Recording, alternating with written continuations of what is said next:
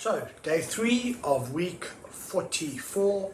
We're in the middle of this incredible journey around the storied world of the Bible.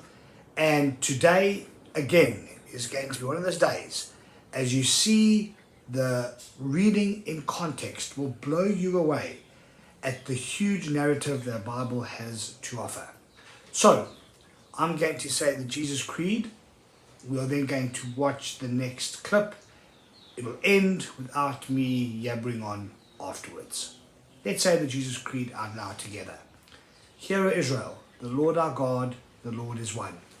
Love the Lord your God with all your heart, with all your soul, with all your mind, and with all your strength. And the second is this: love your neighbor as yourself. There are no commands greater than these. Okay, the next part of our sessions.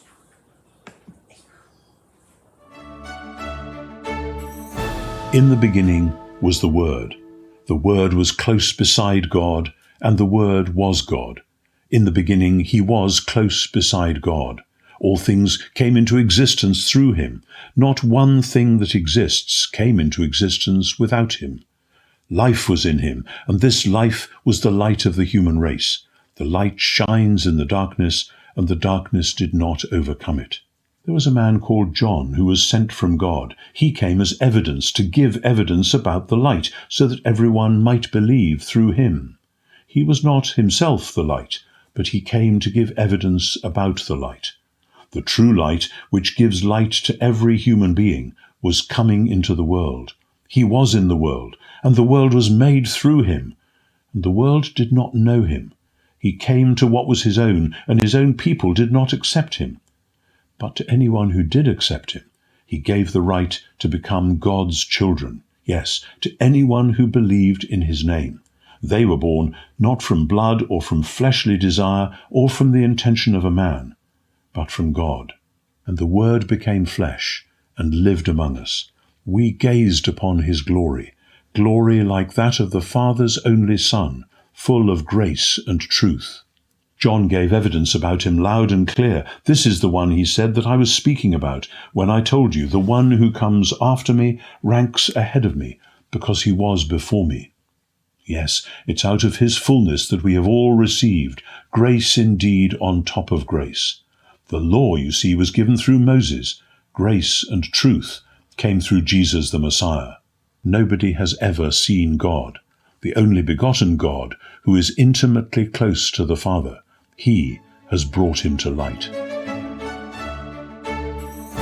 As we read and reread the Pentateuch, from Genesis through to Deuteronomy, one of the most striking New Testament retrievals of this great story is the prologue to the Gospel of John. Many people in my tradition know this passage well because it's often read out at Christmas carol services. In the beginning was the Word.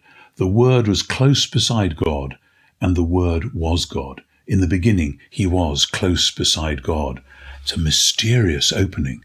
It's like the overture to a great piece of music with dark, strange, but beautiful notes coming through, and we wonder, where is this going? And the creation story with this mysterious word at its heart continues. All things came into existence through him. Not one thing that exists came into existence without him. Life was in him, and this life was the light of the human race. The light shines in the darkness, and the darkness did not overcome it. We are listening to Genesis, but we're listening to Genesis in a new register, because now darkness is not simply one part of creation. It's actually a malevolent part. It's trying to overcome the darkness. But because of this word, the one through whom all things were made, somehow the light has held the darkness at bay, despite appearances sometimes. And then suddenly we jump forward into the writer's own day. There was a man called John who was sent from God. He came as evidence, to give evidence about the light, so that everyone might believe through him. Imagine musically again. Here we are listening to these deep, dark creational notes, and suddenly there is this solo instrument, perhaps like a woodwind, an oboe or something, coming in and playing a new and strange tune, but a tune which means what it means because of that dark overture which had preceded it. John is the one who comes to give evidence about the light. He himself, says the writer, was not the light, but he came to give evidence about the light. The true light, which gives light to every human being, was coming into the world. He was in the world. The world was made through him. Genesis 1 again. The world didn't know him. What is this world? It seems to be particularly the world of humans in general, who ever since Genesis 3 have turned away and done their own thing, have worshipped and served the creature rather than the creator, have committed idolatry. He came to what was his own. Who are they? Well, it seems to be the people of Israel, and his own people didn't accept him. Why? Because, as Genesis to Deuteronomy make clear, the people who are the bearers of the solution are also carrying the problem. And the dark strand of the story, which is interwoven throughout with the light and glorious strand of the story, this has got to the point where when the word finally comes in person, the people who ought to have their ears attuned and ready for this word simply didn't accept it. But then he says, verse 12, to anyone who did accept him, he gave the right to be God's children. What is this about? In the book of Exodus, Israel is my son, my firstborn, says Moses. Therefore let my people go. The children of God are the true people of God, the ones who now have the vocation, the Abraham vocation, to be the means of God's blessing for the whole world.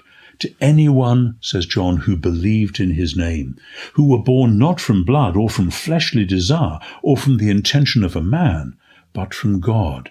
Here is a new family, which is both the true family that God always promised Abraham, but now, as was hinted in those Abrahamic promises, a family not just from one natural seed, but from every race and family under heaven. That then sets us up for one of the most extraordinary and explosive lines in the whole of the New Testament. Verse 14, the Word became flesh and lived among us. We gazed upon his glory, glory like that of the Father's only Son, full of grace and truth.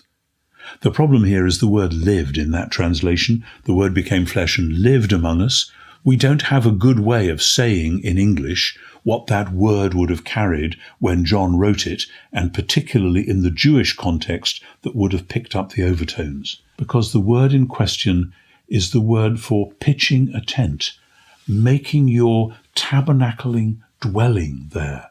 The Logos, the Word, became flesh, and the Greek says, kai eskenosen en hemin. And eskenosen is from the Greek skene, the word from which in English we get scene, which is the backcloth that you hang up in the theatre to create, as we say, a scene, S-C-E-N-E. That's the same word.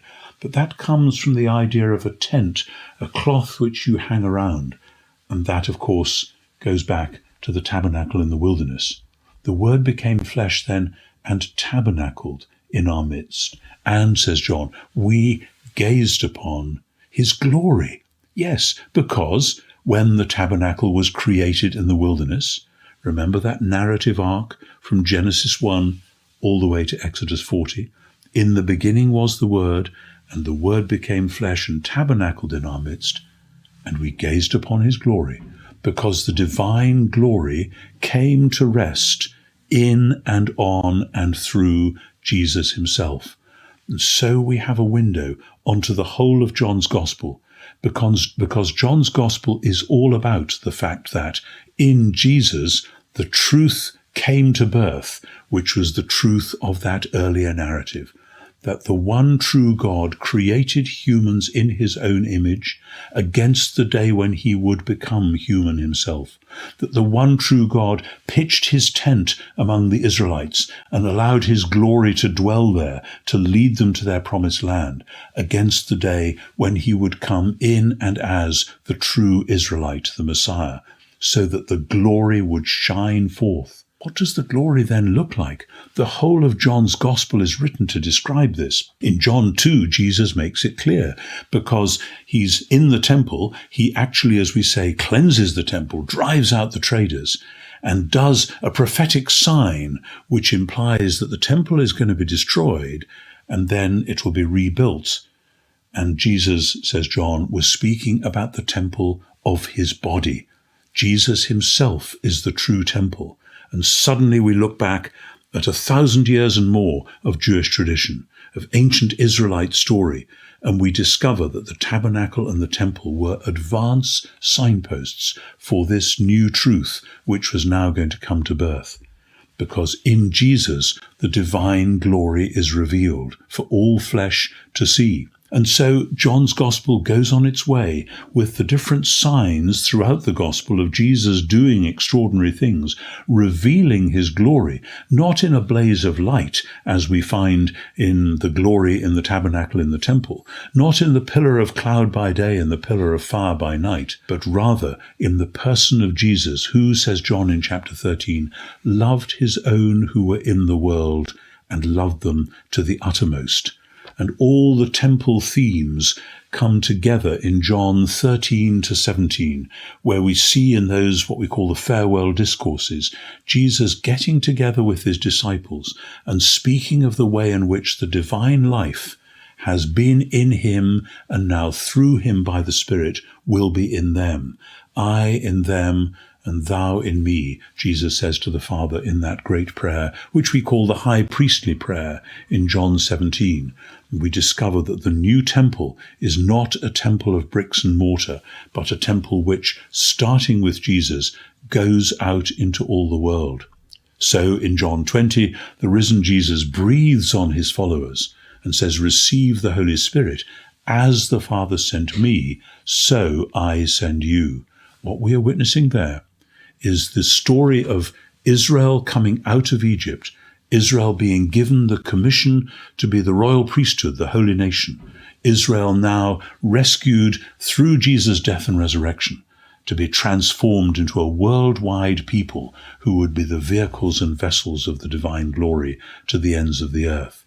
And so the Johannine prologue goes on to verse 18. Nobody has ever seen God, the only begotten God, who is intimately close to the Father.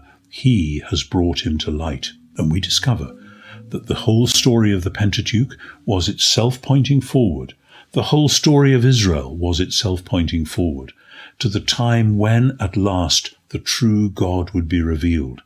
You see, many Christian theologians, many people who vaguely think about these things, often start off in their minds with an idea of God. They think they know roughly who God is.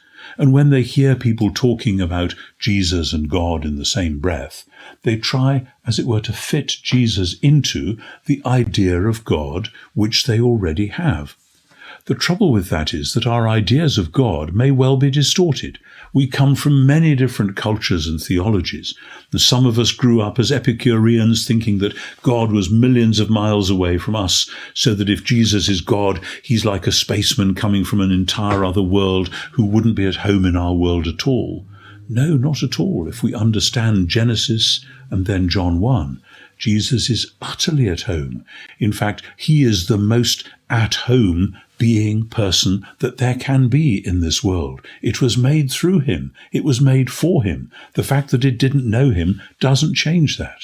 And some of us grew up with a kind of dualism, a sort of Platonism, where heaven and earth are really very different, and the aim is to escape from earth and go to heaven instead.